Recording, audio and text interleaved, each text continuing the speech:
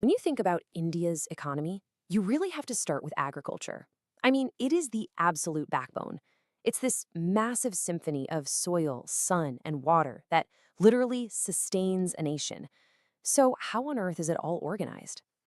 Well, first, let's just wrap our heads around the scale here. We're talking about a sector that nearly 60% of the entire population depends on for their livelihood. That's not just a statistic, it's a way of life for hundreds of millions of people. With so much at stake, there has to be a system, right? A rhythm that guides this immense effort. How does it all work in a country with so many different climates and landscapes? Well, the secret? It's the monsoon. The arrival and retreat of those seasonal rains, that's what orchestrates the entire agricultural year. It's like this incredible natural clock that's been setting the pace for farming for centuries. And this brings us to the core idea behind it all, the cropping season. It's a really simple but powerful concept. Basically, different crops get planted and harvested during specific times of the year, all perfectly aligned with the weather. Okay, so here's the roadmap. The whole year is basically split into three main acts in this big agricultural play. You've got Kharif, Rabi, and Zaid. Let's walk through each one, and you'll see how this amazing system feeds a nation. All right, let's start with the big one, the main event, the Kharif season. You'll also hear it called the monsoon crop. This is when the fields truly come alive with the arrival of the rains.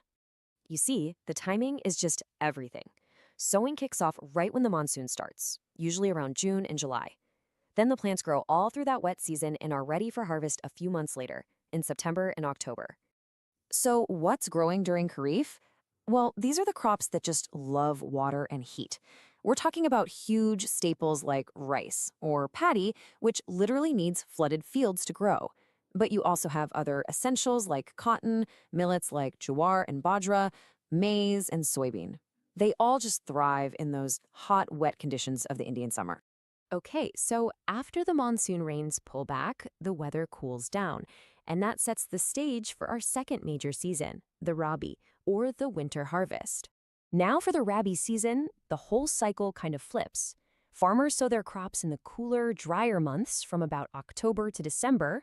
They grow all winter long and are then harvested in the spring from April to May, right as things start to heat up again. And this is the season for another one of India's absolute monster staples, wheat. I mean, just think of all the rotis and breads. Alongside wheat, you've got things like barley, peas, gram, and mustard, and even vegetables like onions and tomatoes do really well during this cooler time. So let's just nail this down because it's super important. There's this really clear distinction. Kharif is the hot and wet season, completely driven by the monsoon. Rabi is the cool and dry season, which relies more on stored ground moisture and irrigation. They're two totally complementary cycles that make up one complete system. But wait, there's a third season. It's a shorter one, kind of like a quick bridge between Rabi and Kharif. You can think of it as the summer serenade of the agricultural year, the Zaid season. This season fits perfectly into those hot, dry summer months, right after the Rabi harvest, but just before the next monsoon arrives. It's a really short window, from about March to June, and it's perfect for crops that grow super fast. And this is where you see just how efficient the system is. Farmers use this gap to grow all sorts of amazing things, like refreshing watermelon, muskmelon, and cucumber. You also get some quick-growing pulses like moong dal and even fodder for livestock. Absolutely no time is wasted. Of course, India is a huge and diverse country, so this national rhythm has all kinds of local twists. Just take paddy, right? The main kharif crop. Sowing in Andhra Pradesh might kick off in May, but in Assam, it's a month later. And in Bihar, that window stretches all the way to September. These regional calendars fine-tune the whole system to local conditions.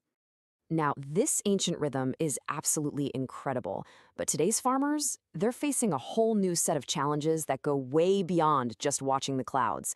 So let's take a look at farming in the modern era. You know, simply knowing when to sow and when to harvest, that's not the whole story anymore.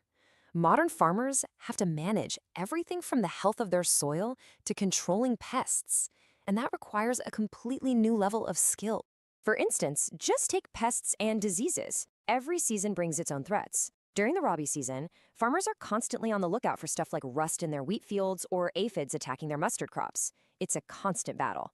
So, how do they fight back? Well, one of the key strategies is something called Integrated Pest Management, or IPM. This isn't just about spraying more chemicals, it's a much smarter approach. It involves things like rotating your crops, planting varieties that are naturally resistant to disease, using biological controls, and just constantly monitoring the fields to catch problems early. And this is where technology is just changing the whole game. It's not just about traditional knowledge being passed down anymore. Today, digital tools are becoming this incredibly reliable partner for farmers, helping them make decisions based on actual data. And the tools out there are getting amazingly specific. You've got Parth AI, which is basically a digital advisor that analyzes your soil and tells you the best crops to plant. Or Krishi GPT, which is like having an agricultural expert right in your pocket, ready to answer any question. Even water management is getting a high-tech upgrade, with controllers that let farmers operate their pumps remotely, saving tons of precious water and electricity. And that brings us to our final thought. This incredible system, built around the predictable rhythm of the seasons, has sustained India for millennia. But as our climate changes and weather becomes more and more unpredictable, the real question is, how will this ancient rhythm, this blend of tradition and new technology, adapt to keep feeding